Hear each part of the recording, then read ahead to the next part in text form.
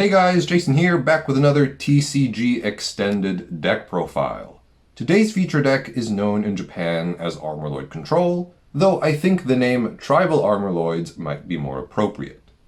For a little bit of backstory, this deck was actually on our radar back in Season 2. We previously worked on a Phantomac deck, which ended up being scrapped, but that deck put Smash Warrior on our radar, and he is very much the key card of this deck. Independently, we also worked on a Lugia Lex Techno Totem deck that focused on creature control before eventually scrapping it. As I was doing research for what decks we could make in Season 3, I came across a Light Nature Fire Armorloid deck that was mostly TCG era cards, and I think it topped an official tournament in Japan back in 2006. I felt that Light Nature Fire Armorloids would be a great vehicle to bring back the two scrapped concepts of Smash Warrior and creature control.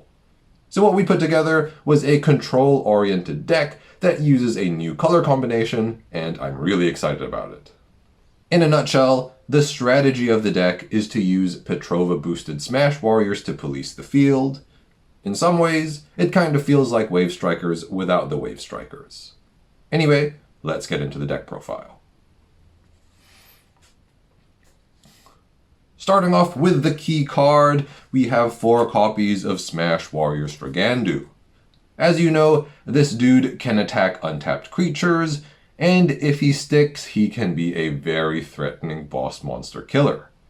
Traditionally, weenies and especially medium-sized creatures are problematic for this card, but Petrova largely alleviates this problem by boosting his power all the way to 5,000.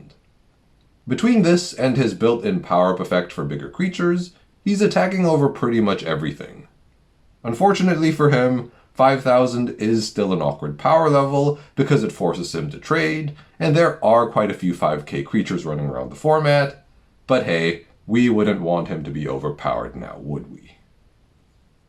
Of course, one might argue it's pointless to play Tribal Armorloids with only one representative. In my opinion, the lack of usable Armorloids is what prevents this strategy with this Civ combination from taking off in the TCG. Funnily enough, Set 13 was the low-key MVP for getting this deck off the ground. We're running 3 copies of Keen the Mobile Sage and 1 copy of Mirmax the Mobile Vizier. Keen is a general good stuff blocker, and thanks to the power boost, it's actually pretty good at revenge killing stuff. This deck doesn't have discard, so Bazagazil can tear it apart. However, a Petrova-boosted Keen forces Baz to trade with it. I believe the list we referenced used 4 copies of Keen, but I think that's too much because it is, at the end of the day, basically a vanilla blocker. Mirmax is a cute little tech, which we made space for by cutting the 4th Keen. This card is able to attack untapped creatures, and untaps after each battle. Given its stats, the card is pretty unimpressive, but when combined with Petrova, it effectively becomes a reusable board wipe. A cool application for this guy is if the opponent breaks into Soul Swap and Mirmax is in the mana zone. If the opponent doesn't win on that turn, Mirmax can swoop in and wipe the opponent's board. At 1 copy, one might question its usefulness, but this card plays a really interesting role in that it pretty much acts as the 5th copy of Smash Warrior, as well as the 4th copy of Searing Wave, which we'll talk about later. As devastating as it can be though, it can also be a little bricky, so 1 is all we can justify. This deck plays Nature, so we are of course playing 4 copies of Bronze Arm Tribe. We have some very important 5-drops, and Bronze Arm curves perfectly into them. We're also running 3 copies of Fairy Life to act as additional copies for Bronze Arm. They also have the additional benefit of coming out earlier than Bronze Arm, which is nice, considering how many cards are competing for the turn 3 play. We originally had Poisonous Mushroom in the deck, but swapped it out for Fairy Life. This was mainly because we didn't like how much pressure Poisonous Mushroom put on our hand, and we also felt that we didn't need the body that much. We also believed that Fairy Life had better feng shui. That is to say, it helped the deck flow better in many different ways. Not only does Fairy Life act like Bronze Arm Tribe, but it also boosted the shield trigger count, and the opponent breaking into Fairy Life has actually made a difference quite a few times. We also play 1 copy of Dimension Gate, and this was a last-minute change. We swapped out the 4th Fairy Life for Dimension Gate because Andrew was very sold on the idea of being able to search for the one-off Miramax. Aside from this, there are situations where we somehow can't find the Smash Warrior or Petrova, and this helps with that. It also has the benefit of being more useful than Fairy Life late game. I could see a case for Rumbling Terrorhorn, but the cost and shield trigger status of Dimension Gate made it more preferable to us. Because this deck is on the slower side, it's important for us to run more defensive cards to keep aggro at bay. Season 3 is filled with them after all. So for these matchups, we are running 3 Palo Alesis, 3 Searing Wave, and 2 Sky Sword. Palo Alesis is just a general good stuff blocker. I think you could swap it out for another 2 or 3 drop blocker, but we settled on Palo Alesis because the power boosts could sometimes come in handy by putting creatures out of range for certain kill spells. A Pala Petrova boosted Keen is also bigger than Baz, so that's kind of funny. Searing Wave is needed as a proactive board wipe. It turns out that many of the decks in the format are very fast and run cheap removal. Spiral Gate in particular can be problematic for this deck because it's all about the creature versus creature combat, so Searing Wave is needed to stop the opponent's momentum. And speaking of halting aggro's momentum, Sky Sword is historically a great anti-aggro card. It can be famously reused with Soul Swap, and this is an interaction that has won many games for both the Armorloids and other decks that use the combination. In my opinion, Soul Swap plus Sky Sword alone, though, isn't really enough to beat aggro, since you still need to interact with the threats. But I'd say it works really well in this deck because in conjunction with the blockers and removal spells, Sky Sword really buys Smash Warrior that extra turn or two it needs to start clearing house. While we're on the subject of 5 drops, this brings me to my next set of cards. We've got 4 copies of Petrova Channeler of Suns and 4 copies of Mysterious Sonic Guardian.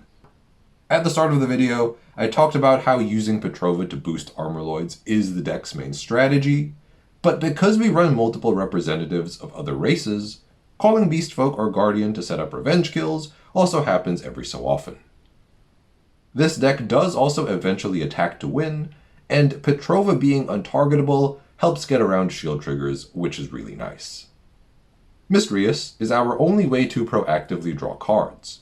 Thanks to all the cheap, yet strong board presence this deck can build, I'm sure you can imagine how hard things can snowball when Mysterious is out.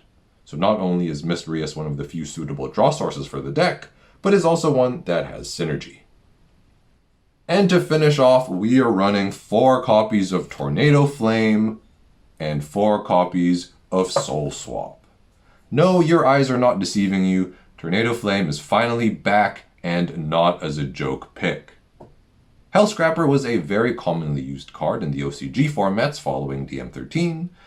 It is in many ways the ultimate form of roll compression, as it can act as a board wipe, spot removal, and defensive shield trigger. Unfortunately, the TCG doesn't offer anything similar.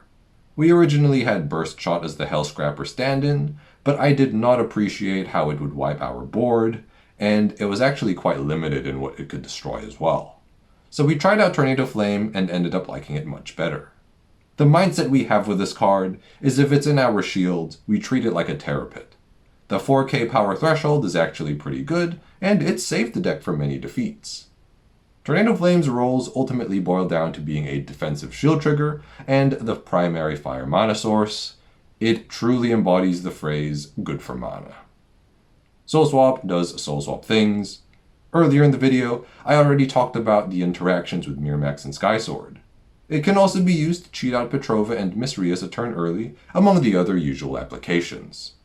This deck doesn't live and die by Soul Swap as much as some other decks do, but I feel like the card is so good, it seldom makes sense to run fewer than 4 copies. So here's a nice bird's eye view of the deck. The ideal curve of this deck is to spend turns 2 and 3 getting Smash Warrior out and ramping mana, and then hitting Petrova on turn 4. The presence of Fairy Life really opens up the mana curve for this deck, because we aren't locked into hitting our key cards at specific timings, like Smash Warrior on 2 and Bronze Arm on 3. For example, if we don't immediately open with Smash Warrior or Fire mana, we can Fairy Life on 2 and then Smash Warrior on 3 instead.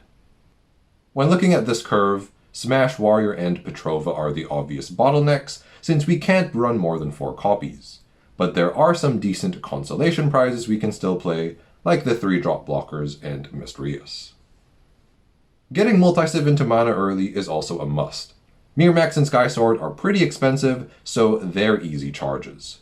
Keen is a little more nuanced because it's a good mana source, but it's also a decent early drop, so the decision on whether to charge it or play it requires a little more thought.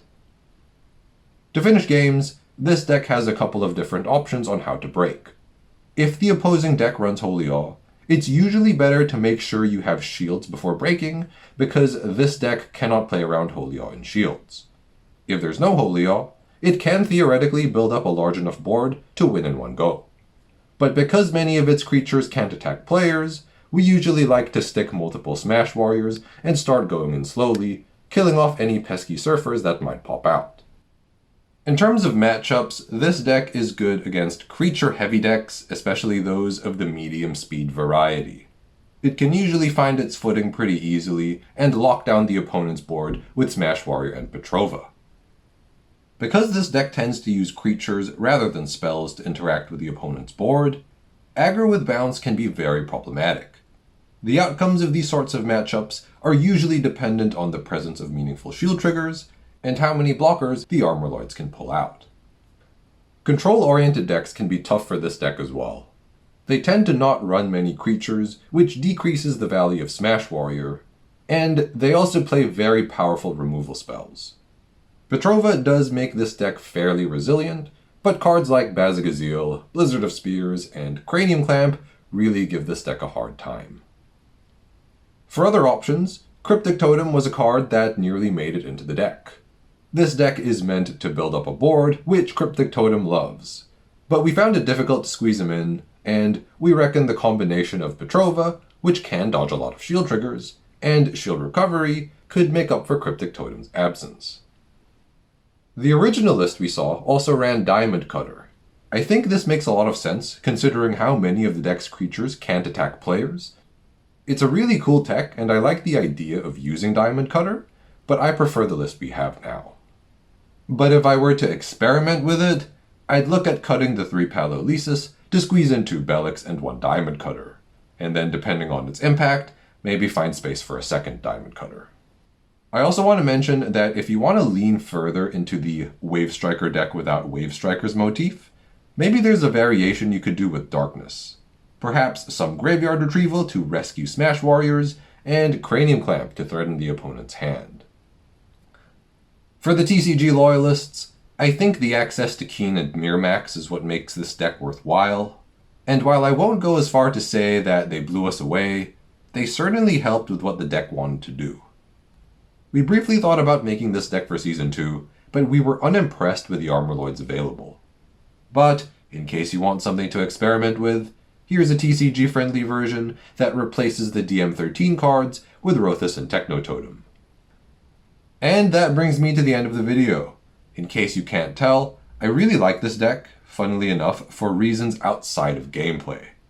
I like what it brings to our ecosystem, but more importantly, I love how it combines several different scrapped ideas, merges them with some new DM13 cards, and the result is a fun deck to play that runs well. Anyway, that's really all I have to say about Armorloid Control, or Tribal Armorloids. As usual, thank you so much for watching, stay safe, and we'll see you guys next time.